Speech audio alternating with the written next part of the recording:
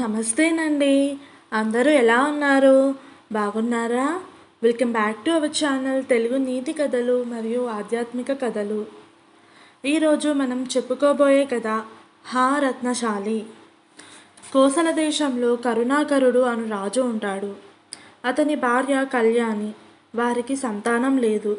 ఎన్నో వ్రతాలు పూజలు చేయగా చివరకు నాగదోషం ఉందని తెలిసి సంతాన నాగదేవతను పూజించగా ఒక కుమారుడు జన్మిస్తాడు. అతనికి నాగశేఖరుడు అని పేరు పెట్టి అల్లారు ముద్దుగా పెంచుతారు. గురువుల దగ్గర విద్యాబుద్ధులు నేర్పుతారు. కానీ చెడు సహవాసం వల్ల చెడ్డ అలవాట్లు అబ్బుతాయి. ఇంటి పట్టున ఉండకుండా ఒక వేశ్యతో స్నేహం చేస్తూ తరచుగా ఆమె గృహానికి వెళ్ళేవాడు. తల్లిదండ్రులు ఎంతో విచారంగా ఉండగా మంత్రి వచ్చి, మహారాజా, మీరు దిగులు చెందకండి.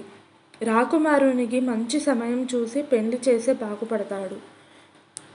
ఇంటి దగ్గరే ఉంటాడు అని సలహా ఇస్తాడు. రాజు, మంత్రివర్య, వాడు మారడు. వచ్చిన అమ్మాయిని దుఃఖపెట్టడం ఎందుకు? వాడి కర్మ అని అంటాడు. దాంతో మంత్రి, అలా అనకండి మహారాజా, మీకు సేవలు చేయడానికి ఒక ఆడకూతురన్న మీ కళ్ళ ముందు ఉంటుంది కదా అని అంటాడు.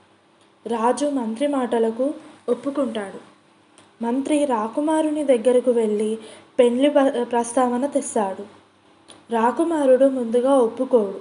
తర్వాత మంత్రి రాకుమారునితో, మీ తల్లిదండ్రులు చాలా బాధపడుతున్నారు. వారి కోరిక తీర్చడం నీ ధర్మం. ఈ రాజ్యానికి వారసుడు కావాలి అనగా సరే అని ఒప్పుకుంటాడు. కానీ ఒక షరతు పెడతాడు. నాకు నచ్చిన అమ్మాయి ఉంటేనే చేసుకుంటాను అంటాడు. మంత్రి, సరే, ఎటువంటి అమ్మాయి కావాలో చెప్పండి యువరాజా. ఏ దేశంలో ఉన్నా కష్టపడి నీకు కట్టబెడతాను అని అంటాడు. రాకుమారుడు తాను వివాహం చేసుకునే కన్య పేరు రత్నశాలి ఉండాలి. ఊరు పేరు రత్నశాలి. నవ్వితే రత్నాలు రాలాలి. ఏడిస్తే ముత్యాలు రాలాలి. బంగారు వెంట్రుకలు కలిగి ఉండాలి. ముగ్ధ మనోహర సౌందర్యముగా ఉండాలి. మరియు చేతుల నుండి కుంకుమ రాలాలి. నడిస్తే పసుపు రాలాలి. ఇటువంటి అమ్మాయి దొరికితే కదా అప్పుడు పెళ్లి చేసుకుంటాను అని అంటాడు.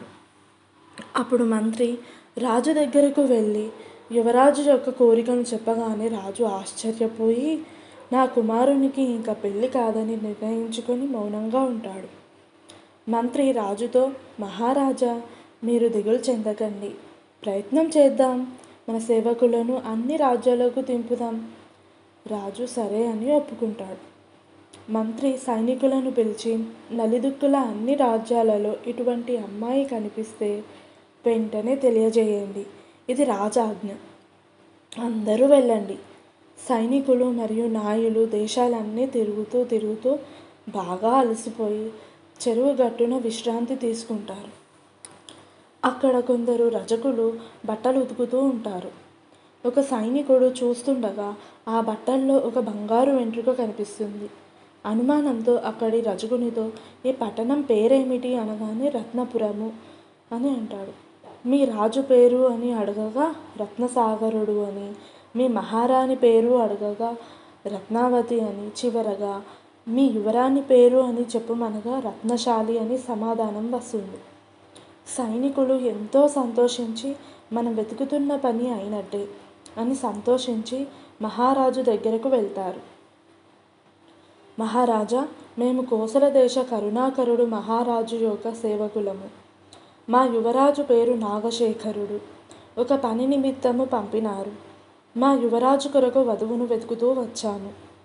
మా యువరాజు కోరుకున్న లక్షణాలు మీ రాకుమారి దగ్గర ఉన్నాయని మా నమ్మకము. మీ కుమారికి బంగారు వెంట్రుకలు, నవ్వితే రత్నాలు, ఏడిస్తే ముత్యాలు, చేతుల నుండి కుంకుమ, నడిస్తే పసుపు రాలాలి. ఈ గుణాలు ఉన్నాయా? దయచేసి సెలవియ్యండి. మహారాజు, మంత్రి, సభికులు అందరూ ఆశ్చర్యపోయారు. రాజు వారితో, మీకు ఎలా తెలుసు మా రాకుమారికి ఇలా ఉన్నట్లు? ఈ లక్షణాలు అన్నీ ఉన్నాయి. సైనికులు పట్టరాని సంతోషంతో, మహారాజా, మేము ఇలాంటి అమ్మాయినే వెతుకుతున్నాము. త్వరలో మా మహారాజు, మంత్రి మీ దగ్గరకు వస్తారు. మాకు సెలవియ్యండి. సైనికులు సంతోషంతో తమ మహారాజుకు ఈ తీపి కబురును మోసుకెళ్తారు. మహారాజు సంతోషంతో మంత్రిని పిలిచి యువరాజు కోరిక నెరవేరింది, ఆయన కోరిన అమ్మాయి దొరికింది, వెంటనే వెళ్ళి పెళ్లి ముహూర్తాలు పెట్టించండి అని అనగానే మంత్రి సంతోషంతో రత్నపురము మహారాజు దగ్గరకు వెళ్ళి యువరాజు చిత్రపటాన్ని చూపించి పెళ్లి గురించి ప్రస్తావించి ఒక శుభ ముహూర్తంను నిర్ణయిస్తారు. రాజదంపతులు పరివారంతో నిర్ణయించిన ముహూర్తంలో రత్నపురంనకు వెళ్ళి యువరాజు యొక్క పెళ్లి వైభవంగా జరిపిస్తారు. నూతన వధూవరుడు పల్లకిలోంచి దిగగానే రాకుమారుడు కనుమరుగై వేశ్య ఇంటికి పయనమవుతాడు. రత్నశాలి ఆశ్చర్యంతో అత్తతో అడుగగా, నాకేమీ తెలియదమ్మా, మీ మామయ్యను అడుగు అనగానే ఆమె మామయ్యతో అడగగా మహారాజు ఎంతో దీనంగా, ఏం చెప్పాలమ్మా, మా దురదృష్టం కొద్దీ వాడు మా ఆధీనంలో లేడు. నీవే వాణ్ణి మంచి చేసుకో, భారం నీ చేతిలో పెడుతున్నాను. అందుకు రత్నశాలి, సరే మామయ్య, మీరేమీ దిగులు చెందవద్దు, నా భర్తను మీ కళ్ళ ముందు ఉండేటట్టు చేస్తాను, కానీ నేను అడిగిన సహాయం చేయండి చాలు అంటుంది. మహారాజు, సరే అమ్మ, నీకు కావలసిన సౌకర్యాలు అన్నీ ఏర్పాటు చేస్తాను, నీ భర్తను నీవే కాపాడుకో అనగానే రత్నశాలి, నాకు మంచి గౌడు గేదెలను తెచ్చి మన ఉద్యానవనంలో ఉంచండి, నాకు మంచి సేవకులను ఏర్పాటు చేయండి అంటుంది. అప్పుడు మహారాజు తన కోడలు కోరినవన్నీ ఏర్పాటు చేయిస్తాడు. యువరాణి మంచి నగలు ధరించుకొని గొల్లబామ వేషంతో చిక్కటి పాలతో తీయని గట్టి పెరుగు తయారు చేస్తుంది. బుడ్డి నిండా పెరుగు తీసుకొని పెరుగమ్మా అంటూ ఆ వేశ్య ఉండే భవనం ముందు అమ్ముచూ వెళ్ళుచుండగా యువరాజు వేశ్యతో పెరుగు వచ్చింది కొందామని వెళ్ళుచుండగా, వద్దు, నేనే తెస్తాను, మీరు ఇంట్లో ఉండండి అని డబ్బులు తీసుకొని పెరుగు కొని తీసుకొస్తుంది. యువరాజు ఆ పెరుగు తిని ఎంతో బాగుంది, ప్రతిరోజు కొనుమని అంటాడు. ఇలా ప్రతిరోజు యువరాణి పెరుగు అమ్ముతూ ఉంటుంది. ఒకరోజు వేశ్య యువరాణితో, అమ్మాయి, నీవు ఎంతో అందంగా ఎలా ఉన్నావు, నీ వెంట్రుకలు ఇలా బంగారంలా ఎలా వచ్చాయి అని చెప్పమంటుంది. అప్పుడు యువరాణి, అమ్మ, ఇది ఎంతో కష్టదాయకము, మా అమ్మ దీనికోసం ఎంతో కష్టపడ్డది, చేస్తానంటే చెప్తాను. వేశ్య, సరే, నేను కూడా కష్టపడతాను చెప్పమంటుంది.